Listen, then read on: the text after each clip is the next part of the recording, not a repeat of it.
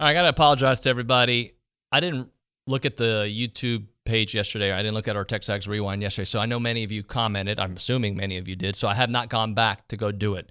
I'm going to blame it on Nick because that's the easy thing to do. But welcome into TexAgs Rewind. I'm going to go back. What? I'm sorry. Go ahead, Nick. You did tell me to go. Did you? Comment. I did. No, I didn't. So, yeah, you can put it on me. Gosh, dog. Like, seriously. Are you kidding me, Nick? You had one gig, one job to do. I know. I apologize. It was your one chance. I'll give him a new word at the end, and we'll run through it all again. It was like my M&M. You didn't catch it, but whatever. It's all right. Today on the program, episode 2876. If you care about the numbers, writing it at home, we did the Go Hour. Winners and losers in college football, our SEC power rankings. The voice of the Aggies joined us, Andrew Monaco, one of the best out there. He's such a nice human being. Recruiting Country with Ryan Brauninger. Not as nice as Andrew Monaco. Nice guy. I'm not saying he's not. But there's definitely, Nick, help me out there. There's definitely a difference between Andrew Monaco nice and Ryan Brauninger nice. For sure. Absolutely. Monaco is like on a next level. Like, there's like, almost like holy, like Monaco, super nice, and then you got Bronny, gets in trouble. Like, there's a difference. We also had Peter Burns, SEC Network. As always, good stuff. That's what we had on the show. And if you don't watch the full show, you should watch the short show. It's TexAgs Rewind. Check it out. And this is directed to, I guess, both of us, but to you. Why do we keep leaving Michigan out of the top tier? To me, they look better than Ohio State, and they're playing solid. I'd probably pick them over Bama at this point. Really? Okay. Let's see. Let me look quickly at Michigan. Okay, I'm just looking quickly. What's the game that Michigan's won where you went, man, that was a heck of a game? Because they beat Hawaii. Hawaii lost to Vanderbilt. Colorado State, UConn, and Maryland. Nobody. Go ahead, pick on someone your own size, and then when that happens, then that might change my opinion. But I've seen Ohio State beat Notre Dame, and Notre Dame's not a vintage Notre Dame team, but I would take Notre Dame over every single opponent that Michigan has played. And since that game, their offense has gotten way better. Absolutely. Ohio State's offense.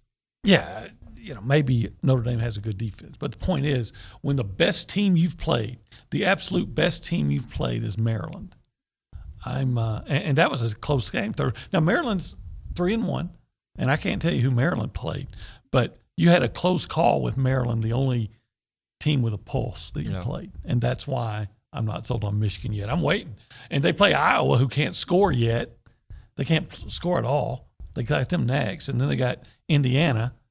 And then they get Penn State. So maybe after Penn State, got Michigan State, which is not very good. Rutgers, which is Rutgers. Nebraska. Should be Rutger. They should drop the S, just like Jerry's World. Then Nebraska and Illinois. So basically, Michigan has to play two teams this year. They got to play Penn State, which I think there's some doubt just how good Penn State is, but at least they're head and shoulders above most of the teams that Michigan's playing, and then the Ohio State game.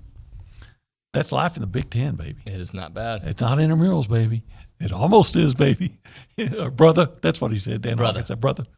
It's taken a little while. Even the Maroon Goons, it took a little while. It was almost like the Florida game was the one where that's where that identity really came into being. And I'm getting that sense that this offensive line gelling together. And David, sometimes it's just that, having the same five snap after snap after snap. And I think that was a great sign. It showed what Devon Achane can do. It shows then the balance, and it shows really that 63-yard run. Jimbo talked to momentum on Monday. That's a momentum swing. And now Arkansas, I thought it created a little bit of doubts, and that field gets a lot shorter when Devon Achane, on a drive that started at the 7, that field got a lot shorter. I just thought that was a terrific sign for the Aggies. People forget, or they just disregard, the mental part of the game and what momentum will do for a season and what it will do for a game. I'm a believer that Miami doesn't lose that Middle Tennessee game if they don't lose the way they did to A&M. And maybe they're just not as good as we thought, but I think that has a lot to do with their psyche. I think Arkansas in that game, the Devon play completely changed their defense, and also the fumble by KJ Jefferson. They were huge. They were shell shocked for 2 quarters. Huge, and the Aggies took full advantage of that. You have spoken right into what coaches always say about don't let one loss become two. Well, that loss here at Kyle Field became two for Miami. And again, I thought it was the most physical team that Miami had faced because, let's be honest, Bethune-Cookman and Southern Miss, you weren't going to get that. A defense that they hadn't faced before, and it does create a little bit of doubt. And then to do that at home, look, Miami's not as good as what we thought. I get it. You have to rank someone somewhere, and it's still very early. I still think Mario Cristobal's the right guy there because they brought him home. But Miami is not back. It's not going to be a win. It's not just putting 70 points up against Bethune-Cookman isn't going to do it. There's still work to do. I don't know if you heard it, but he said, yeah, Miami is back to work. Well, it's going to be a work in progress for that. Arkansas is going to now face the same thing. You know Alabama has your attention going into the week, but you're coming off, for them, a supreme disappointment. They put an awful lot into that game. And they had the opportunity. But the momentum swings, like you say, imagine 21-7 instead of 14-13. Imagine having the Aggies pinned on that goal line, maybe a 3-and-out. Now, you trust Nick Constantino can punt, but it becomes completely different. Now what people are, I think, failing to recognize, what about the momentum swing? Moose is wide open. If he catches that. Then Arkansas is absolutely deflated, right? Great call at the right time. But there's also those little plays. Like I thought Donovan Green took another step on that Saturday, right? So now with the tight ends, because I put Max Wright in there, the experience of Bryce Foster, the experience of Max Wright, they've been there before. And I think there's that ripple effect to everyone else. I've got this, or just making that play. Having that for a couple of games and having that almost to help anchor that offensive line, that's why I think you're seeing the glimpses of what this offense can become. It's not a foregone conclusion that teams get better as the season rolls on. Correct. Because a lot of things, you can go backward, right? Mm-hmm. But Jimbo teams traditionally have gotten better. I would even say last year, even though they lost the last two games of the year, that was a better team those last 2 weeks than they were against Colorado and New Mexico and Arkansas and Mississippi State. Definitely. I definitely agree with that. And again, I think it's a combination of a lot of different things. The power of preparation. Just having that book of knowledge of this is what I did and I had this success. Let me repeat that. And Jimbo does that a lot. Don't get bored with that repetition, right? That's the key to greatness. Well, I think the biggest news that's going to happen today is the announcement of DJ Hicks at 3:30. Katy Paetow, defensive lineman, longtime Texas A&M target. The first time I met DJ and his dad, David, was at an A&M camp when DJ was in 8th grade. And so I've been following DJ Hicks for quite a while. And, the original plan was for him to make his decision at the Under Armour All-American game later this year. He has decided that he wants to be done with the recruiting process earlier than that. There was a tidal wave of Oklahoma momentum at the end of the summer whenever he went to Norman to visit for their end of the summer, whatever. A&M's got the barbecue and pool party. I don't know what Oklahoma calls it. But he went up there instead of coming to A&M. Lots of stuff floating around after that visit that he had that Oklahoma had really overtaken that recruitment. It was going to be really tough for anybody to get back in.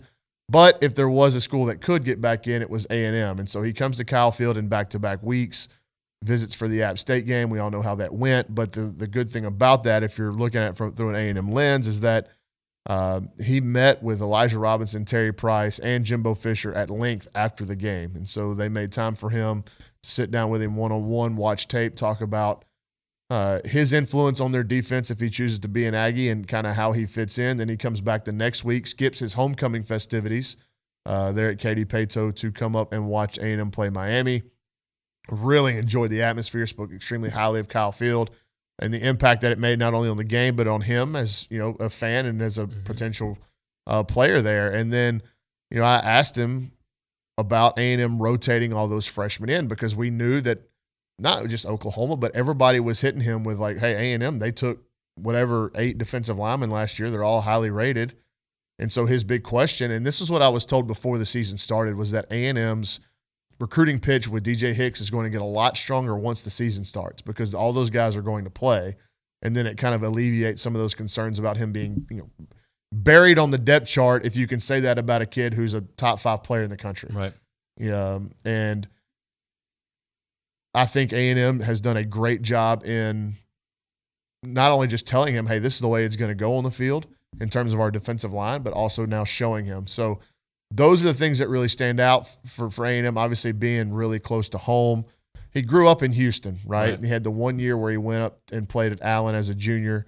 But he started his high school career at Morton Ranch in Katy, went to Allen, came back, and now is at Pato. His dad's a coach, and so that kind of makes sense. But he's a Houston kid, and A&M being right here up the road as an SEC school, that has certainly helped. His relationship with Elijah Robinson and Terry Price has certainly helped. But, we'll see what happens today.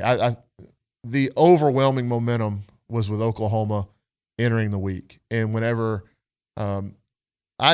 he put out that he was going to move up his commitment date, see, I talked to him after the Miami game, and I'd heard kind of some people talking behind the scenes that DJ may be moving up his commitment date.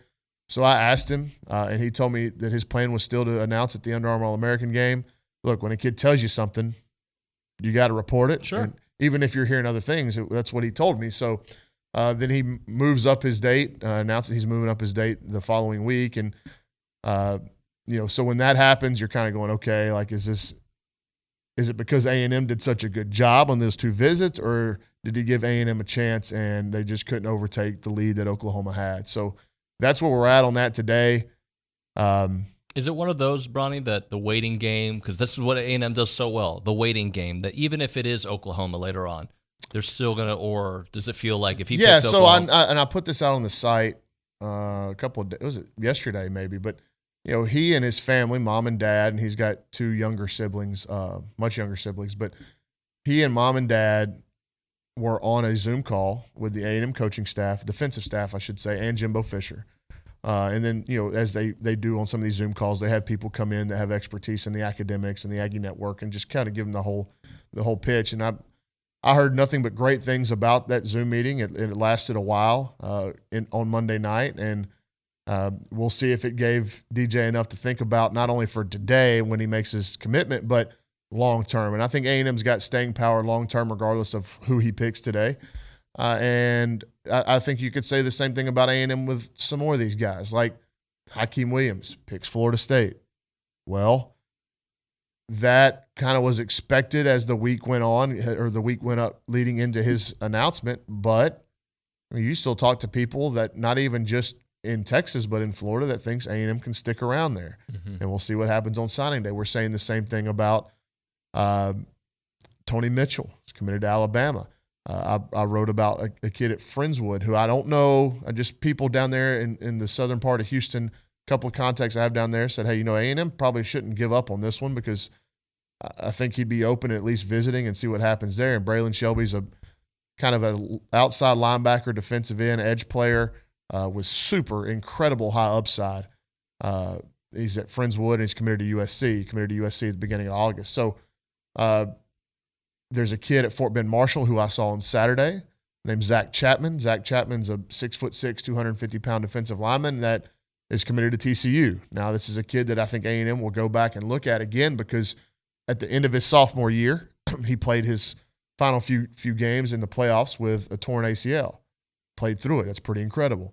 Peter, I have to ask you about Kansas, man. I know they're not SEC, but that storyline, it's been pretty cool to see what they're doing. Yeah, it's funny because it was always kind of the butt of a joke, and then now all of a sudden you see Lance Leipold and the job that he's done. And honestly, I'm glad you brought up Kansas because I'm like, that's one of those things where Kansas was terrible. They were terrible in defense. They were terrible, especially on offensively. And Lance Leipold comes in here and he changes that offense, and they're super dynamic. And Dalen Daniels has done a great job. And I'm fascinated with 2 things. That's where I'm like, can I look at a Kansas offense and think, why can't A&M put something similar together? A&M has better recruits, better players, better coaching, better facilities, and yet Kansas offense that's incredible. That's shocking to me. And I'm really fascinated to see what happens with Kansas because what happens in the transfer portal, right? Like, I'm sure Lance Leipold is going to get a bunch of job offers. Hell, maybe he might get a job offer in Nebraska and other places. is this going to be a situation where we see kind of like Caleb Williams and Lincoln Riley, that they're like, all right, well, I want to bounce.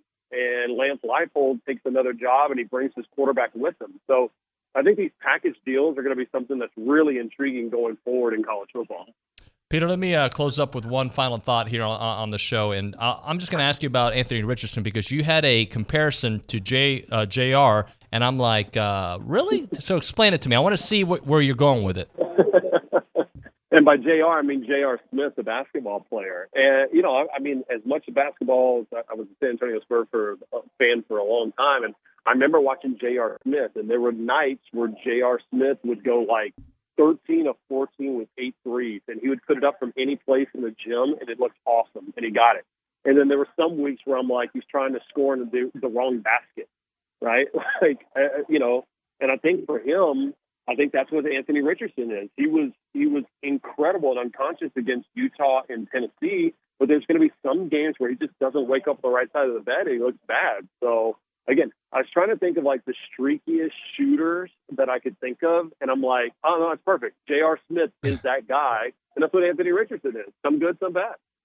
All right, we're going to like, comment, and subscribe. Hey, by the way, can you? No, you can't see. I thought you could see the luchador mask in the background, because the picture you sent me with the rundown here, Nick, I can see the gray luchador mask behind me, but I can't see it in this shot. That's all right, though. You guys. The gray one is on the other side.